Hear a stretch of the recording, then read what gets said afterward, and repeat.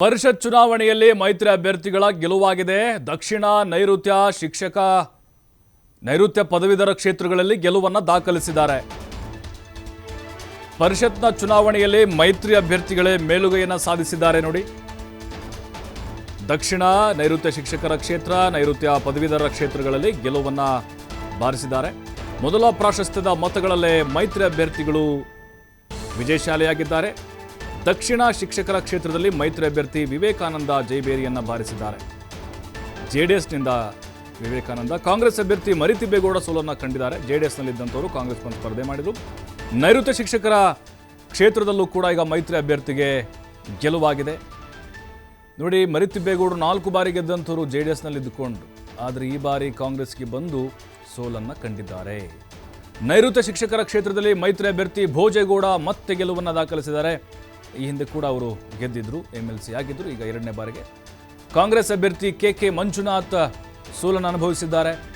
ನೈಋತ್ಯ ಪದವೀಧರ ಕ್ಷೇತ್ರದಲ್ಲಿ ಮೈತ್ರಿ ಅಭ್ಯರ್ಥಿ ಡಾಕ್ಟರ್ ಧನಂಜಯ್ ಸರ್ಜಿ ಜಯವನ್ನು ಕಂಡಿದ್ದಾರೆ. ಮತ್ತು ಕಾಂಗ್ರೆಸ್ ಅಭ್ಯರ್ಥಿ ಬಹಳ ನಿರೀಕ್ಷೆ ಇಟ್ಕೊಂಡಿದ್ರು, BJPಯಿಂದ ಬಂದಂಥವರು ಆಯನೂರು ಮಂಜುನಾಥ್ ಈಗ ಸೋಲನ್ನು ಕಂಡಿದ್ದಾರೆ. ಈ ಮೂಲಕ ಯಾವ ಸಂದೇಶ ಹೋಗ್ತಾ ಇದೆ? ಲೋಕಸಭಾ ಚುನಾವಣೆಯಲ್ಲಿ ಮೈತ್ರಿ ಮಾಡಿಕೊಂಡಿದ್ದು ವರ್ಕೌಟ್ ಆಯಿತು, ಪರಿಷತ್ ಚುನಾವಣೆಯಲ್ಲೂ ಕೂಡ ವರ್ಕೌಟ್ ಆಗಿದೆ ಅನ್ನೋದು ಈ ರಿಸಲ್ಟ್ ನೋಡಿದರೆ ಗೊತ್ತಾಗ್ತಾ ಇದೆ. ನೋಡಿ, ಆಯನೂರು ಮಂಜುನಾಥ್ ನೈಋತ್ಯ ಕ್ಷೇತ್ರ ಬಹಳ ನಿರೀಕ್ಷೆ ಇಟ್ಕೊಂಡಿದ್ರು. ಅಲ್ಲಿ BJPಗೆ ಬಂಡಾಯದ ಬಿಸಿ ತಟ್ಟಿತ್ತು. ರಘುಪತಿ ಭಟ್ ಬಂಡಾಯ ಅಭ್ಯರ್ಥಿ ಆದರೂ ಕೂಡ ಅಲ್ಲಿ ಧನಂಜಯ್ ಸರ್ಜಿ ಗೆಲುವು ದಾಖಲಿಸಿದ್ದಾರೆ. ಮತ್ತಷ್ಟು ಮಾಹಿತಿ ಪುನೀತ್ ನೀಡ್ತಾರೆ. ಪುನೀತ್, ನೋಡ್ತಾ ಇದ್ದೀವಿ ನಾವು ಈ ಪರಿಷತ್ನ ಚುನಾವಣೆಯಲ್ಲಿ ಮೈತ್ರಿ ಅಭ್ಯರ್ಥಿಗಳ ಗೆಲುವೇ ಜಾಸ್ತಿ ಇದೆ. ಬಹುಶಃ ಈ ಮೈತ್ರಿ ಅನ್ನೋದು ಈ ಒಂದು ಚುನಾವಣೆಯಲ್ಲೂ ಕೂಡ ವರ್ಕೌಟ್ ಆಯ್ತಾ ಅಂತ, ಲೋಕಸಭೆಗೆ ವರ್ಕೌಟ್ ಆದಂಗೆ, ಅದರಲ್ಲೂ ಈ JDS ಮತ್ತೆ ಪುಟ್ಟದೇಳುವಂತ ವಿಶ್ವಾಸ ಮೂಡ್ತಾ ಇದೆಯಾ?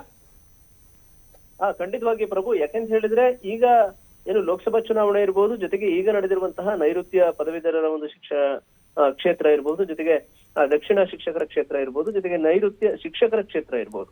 ಈ 4 ರಿಸಲ್ಟ್ ಏನಿದೆ, ಈ ಒಂದು ಫಲಿತಾಂಶ JDSಗೆ ಸಾಕಷ್ಟು ಸಾಮರ್ಥ್ಯವನ್ನು ಹೆಚ್ಚಿದೆ ಅಂತಂದ್ರೂ ಕೂಡ ತಪ್ಪಾಗ್ಲಿಕ್ಕಿಲ್ಲ. ಯಾಕೆಂತ ಹೇಳಿದ್ರೆ ಇಲ್ಲಿ ಅದರಲ್ಲೂ CM ತವರು ಜಿಲ್ಲೆಯಲ್ಲಿಯೇ ಕಾಂಗ್ರೆಸ್ ಮುಗ್ಗರಿಸಿರ್ತಕ್ಕಂಥದ್ದು. ಯಾಕೆಂತ ಹೇಳಿದ್ರೆ ಒಂದು ಕಡೆ ಏನು ಲೋಕಸಭಾ ಚುನಾವಣೆಯಲ್ಲೂ ಕೂಡ ಕಾಂಗ್ರೆಸ್ ಹೀನಾಯವಾಗಿ ಸೋತಂತದ್ದು. ಈಗ ದಕ್ಷಿಣ ಶಿಕ್ಷಕರ ಕ್ಷೇತ್ರದಲ್ಲೂ ಕೂಡ ಸತತವಾಗಿ 4 ಬಾರಿ ಗೆದ್ದಿದ್ದಂತಹ ಮರಿತಿಬ್ಬೇಗೌಡರು ಈ ಬಾರಿ ಸೋಲನ್ನ ಒಪ್ಕೊಳ್ಬೇಕಾದಂತಹ ಪರಿಸ್ಥಿತಿ ಬಂದಿರತಕ್ಕಂಥದ್ದು. ಯಾಕೆಂತ ಹೇಳಿದ್ರೆ ಇಲ್ಲಿ ಮೈತ್ರಿ ಸಾಕಷ್ಟು ವರ್ಕೌಟ್ ಆಗಿದೆ. ಯಾಕೆಂತ ಹೇಳಿದ್ರೆ ಇಲ್ಲಿ ಏನು BJP ಮತ್ತೆ JDS ಒಂದಾದಂತ ಒಂದು ಸಂದರ್ಭ ಇರ್ಬೋದು, ಜೊತೆಗೆ ಕುಮಾರಸ್ವಾಮಿ ಅವರ ಒಂದು ನೇತೃತ್ವದ ಒಂದು ಏನು ಚುನಾವಣಾ ಕಾರ್ಯ ಏನಿದೆ ಇದು ಸಾಕಷ್ಟು ಫಲವನ್ನು ಕೊಟ್ಟಿರ್ತಕ್ಕಂಥದ್ದು. ಹೀಗಾಗಿಯೇ ಈಗ ಏನು ನಿನ್ನೆ ನಡೆದಂತಹ ಮತ ಎಣಿಕೆಯ ಕಾರ್ಯ ಏನಿದೆ ಅದು ಇವತ್ತಿಗೆ ಮುಕ್ತಾಯವಾಗುವಂತ ಒಂದು ಕೆಲಸ ಕೂಡ ಆಗಿರ್ತಕ್ಕಂಥದ್ದು. ಇದರಲ್ಲಿ ಮೈತ್ರಿ ಅಭ್ಯರ್ಥಿಯ 3 ಅಭ್ಯರ್ಥಿಗಳು ಗೆಲುವನ್ನ ದಾಖಲಿಸುವ ಮುಖಾಂತರ ಮೈತ್ರಿ ಸಾಕಷ್ಟು ಗಟ್ಟಿಯಾಗಿದೆ ಅನ್ನೋದಲ್ಲಿ ಸ್ಪಷ್ಟವಾಗಿ ಕಂಡು ಬರ್ತಾ ಇರತಕ್ಕಂಥದ್ದು. ಯಾಕೆಂತ ಹೇಳಿದ್ರೆ ಒಂದು ಕಡೆ ನೈಋತ್ಯ ಪದವೀಧರರ ಕ್ಷೇತ್ರದಲ್ಲಿ BJP ಅಭ್ಯರ್ಥಿ ಆಗಿರುವಂತಹ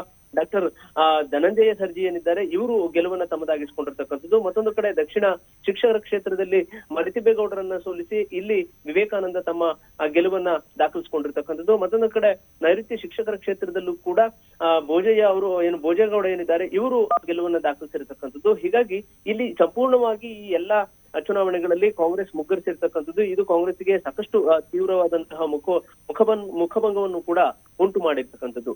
ಇಲ್ಲಿ ಮೈತ್ರಿ ನಾಯಕರ ಒಂದು ಚುನಾವಣಾ ಓಡಾಟ ಏನಿದೆ, ಆ ಒಂದು ಪಕ್ಷವನ್ನ ಗಟ್ಟಿಗೊಳಿಸ್ತಕ್ಕಂಥದ್ದು ಏನಿದೆ, ಈಗ ಆಗ್ತಾ ಇರ್ತಕ್ಕಂಥ ಅಂದ್ರೆ ಹಾಸನದಲ್ಲಾದಂತಹ ಬೆಳವಣಿಗೆಗಳೇನಿದೆ, ಒಂದು ದೇವೇಗೌಡರ ಕುಟುಂಬದಲ್ಲಾದಂತಹ ಬೆಳವಣಿಗೆ ಏನಿದೆ, ಇದರಿಂದಾಗಿ ಎಲ್ಲೋ ಒಂದು ಕಡೆ ಪಕ್ಷ ಮತ್ತಷ್ಟು ಹೀನಾಯ ಸ್ಥಿತಿಗೆ ಹೋಗುತ್ತೆ ಅನ್ನೋ ಒಂದು ಲೆಕ್ಕಾಚಾರಗಳಿದ್ವು. ಆದ್ರೆ ಇಲ್ಲಿ ಮೈತ್ರಿ ಆದಂತಹ ನಾಯಕರುಗಳೇನಿದ್ದಾರೆ ತಮ್ಮ ಪಕ್ಷವನ್ನ ಸಂಘಟಿಸುವಂತ ಒಂದು ಕೆಲಸ ಇರ್ಬೋದು, ಜೊತೆಗೆ ತಮ್ಮ ಅಭ್ಯರ್ಥಿಗಳನ್ನ ಗೆಲ್ಲಿಸುವಂತಹ ವಿಚಾರ ಇರ್ಬೋದು, ಇದೆಲ್ಲದರಲ್ಲೂ ಕೂಡ ಮತ್ತೆ ಪುಟಿದೇಳುವಂತಹ ಒಂದು ಕೆಲಸ ಆಗಿರ್ತಕ್ಕಂಥದ್ದು.